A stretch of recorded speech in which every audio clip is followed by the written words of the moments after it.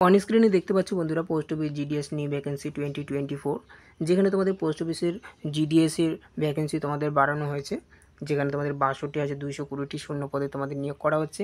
এর আগে তোমাদের কিন্তু ৩৫,০০০ ছিল, কিন্তু ৬২,২২০টি শূন্য পদ তোমাদের কিন্তু এই ৬২,২২০টি শূন্য পদ তোমাদের কিন্তু একবারে বেরোবে না। সর্বপ্রথম তোমাদের কিন্তু ফার্স্ট লিস্টে ৩৫,০০০ বেরোবে, তারপর ৩৫,০০০, তারপরে এই ৬২,২২০টি, তারপরে তোমাদের সেকেন্ড লিস্টে এই টোটালটা যোগ করে তোমাদের এই ভ্যাকেন্সিটা বেরোবে। ওকে, এখানে তোমাদের এডুকেশনাল কোয়ালিফিকেশন যেটা ছিল তোমাদের মাধ্যমিক পাশে এখানে আবেদন করতে পারছো।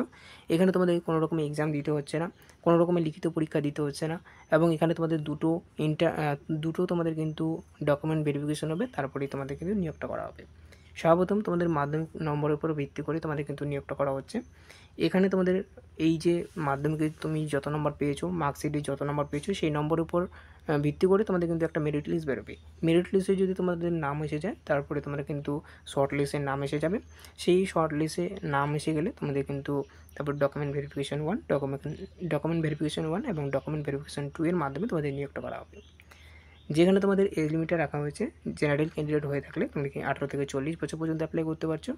এই বছরের উপর তোমরা কিন্তু SC STরা 5 বছরের ছাড়, এবং এই বছরের উপর তোমরা কিন্তু OBCরা এবং EWSরা 3 বছরের ছাড় পেয়ে যাচ্ছ।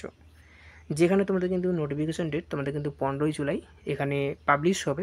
15ই জুলাই তোমাদের কিন্তু আবেদন করতে পারবে, অনলাইন অ্যাপ্লিকেশন করতে পারবে। এবং এখানে তোমাদের এই সার্কেলটার যে নাম রয়েছে, এখানে জুলাই সার্কেল 2024, এই সার্কেলটার নাম হবে জুলাই সার্কেল 2024।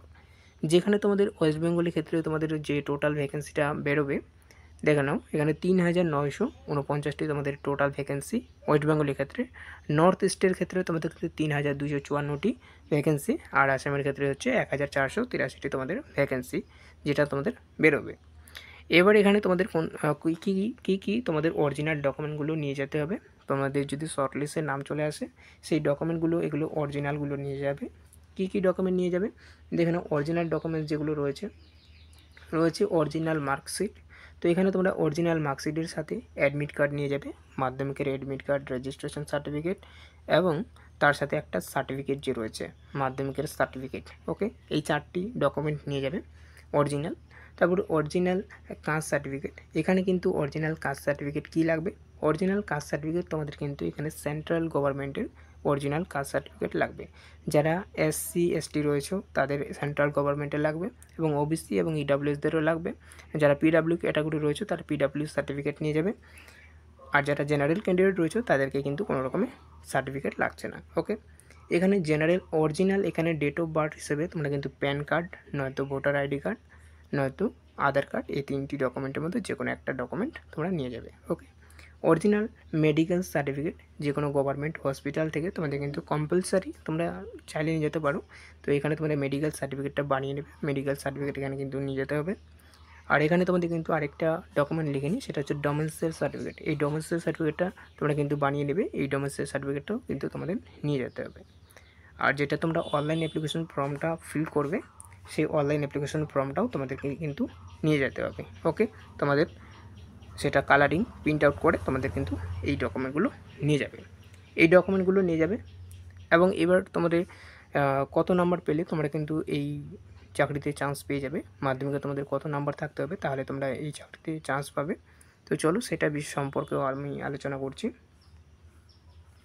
দেখতে পাচ্ছ বন্ধুরা, এখানে জিডিএসের যেটা তোমাদের 2023 সালে 27/11/2023 সালে তোমাদের এই ভ্যাকেন্সিটা তোমাদের কিন্তু আউট করা হয়েছিল। যারা সিলেক্টেড হয়েছে দেখে নাও, এখানে তোমরা কিন্তু শর্ট লিস্টে ক্যান্ডিডেটের নাম এবং রয়েছে, নামের লিস্টটাও রয়েছে। সেইটা নামের লিস্টটা আমি কিন্তু তোমাদের সামনে দেখাবো না, তো তোমাদের দেখাবো কত কাট অফ গিয়েছিল। ওকে, ওয়েস্ট বেঙ্গলের ক্ষেত্রে তোমাদের কাট অফ গিয়েছিল কোন ডিস্ট্রিক্টের আন্ডারে। দেখে নাও, দক্ষিণ দিনাজপুর ডিভিশন আন্ডারে তোমাদের কিন্তু GDS ABPM এর পোস্টের ক্ষেত্রে যারা SC ক্যান্ডিডেট ছিল তাদের কিন্তু 98% ছিল। যেখানে ডকুমেন্ট ভেরিফিকেশন করা হয়েছিল Kolkata north division West Bengal, যেখানে ডকুমেন্ট টু ভেরিফাইড উইথ। তো এই জেলা থেকে তোমাদের কিন্তু ডকুমেন্ট ভেরিফিকেশন করা হয়েছিল Kolkata north division West Bengal, যেখানে কাট অফ ছিল 98। ওকে, 98 পেয়েছিল যারা, তারা কিন্তু দক্ষিণ দিনাজপুরে SC ক্যান্ডিডেট কিন্তু চান্স পেয়ে গেছিলো। ওকে, আর যাদের দক্ষিণ দিনাজপুর EWS রয়েছিল GDS ABPM এর পোস্টের ক্ষেত্রে 95 ছিল, 95 কাট অফ ছিল। এই 95 যারা পেয়েছিল তাদের কিন্তু সিলেকশন হয়েছে এবং Hooghly south division West Bengal এখান থেকে তোমাদের ডকুমেন্ট ভেরিফিকেশন করা হয়েছিল। এবং দক্ষিণ দিনাজপুর জিডিএস বিপিএম পোস্টের ক্ষেত্রে ইউআর জেনারেলদের ক্ষেত্রে কিন্তু 98.5714 এই পার্সেন্টেজটা যাদের ছিল তাদের কিন্তু চান্স পেয়ে গেছিলো দক্ষিণ দিনাজপুর। এখানে দক্ষিণ দিনাজপুর ডিভিশন ওয়েস্ট বেঙ্গল এখান থেকে তোমাদের কিন্তু ডকুমেন্ট ভেরিফিকেশন করা হয়েছিল। এখানে দেখতে পাচ্ছ 98 রয়েছে, 98, 98, 89, 98, 97 এবং 94, 98, 99, 98, 98। তো এই সিলেকশনটা তোমরা কিন্তু পেয়ে গেছিলো।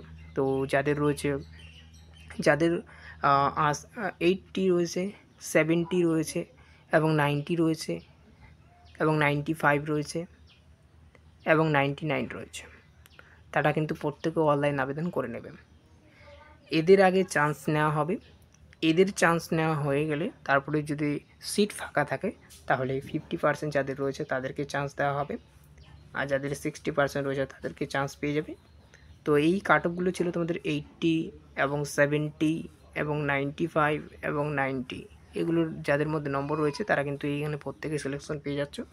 আর যারা 50 রয়েছে এবং 60 রয়েছে তারা কিন্তু এরপরে তোমাদের কিন্তু যদি সিট ফাঁকা থাকে তাহলে তোমাদের কিন্তু এই 85, 50 এবং 60-র মধ্যে তোমাদের যদি নম্বর থেকে থাকে তাহলে চান্স পেয়ে যাবে। ফার্স্ট লিস্টে কিন্তু তোমাদের কিন্তু এই যারা 95, 90 এবং 70, 80 এগুলো নাম্বার পেয়েছে তারা কিন্তু ফার্স্ট লিস্টে নাম চলে আসবে। ওকে, আর তারপরে সেকেন্ড লিস্টে তোমাদের কিন্তু আসার সম্ভাবনা রয়েছে প্রবল, যেহেতু এই বছরে তোমাদের ভ্যাকেন্সি বাড়ানো হয়েছে, 62,220টি শূন্যপদ তোমাদের বাড়ানো হয়েছে। ওকে, তো আজকে এই পর্যন্ত ভিডিওটা ছিল। ভিডিওটা ভালো লেগে থাকলে ভিডিওটাকে অবশ্যই লাইক করে দেবে, চ্যানেলে নতুন হয়ে থাকলে চ্যানেলটাকে অবশ্যই সাবস্ক্রাইব করে রাখবে। থ্যাংক ইউ, ধন্যবাদ, জয় হিন্দ।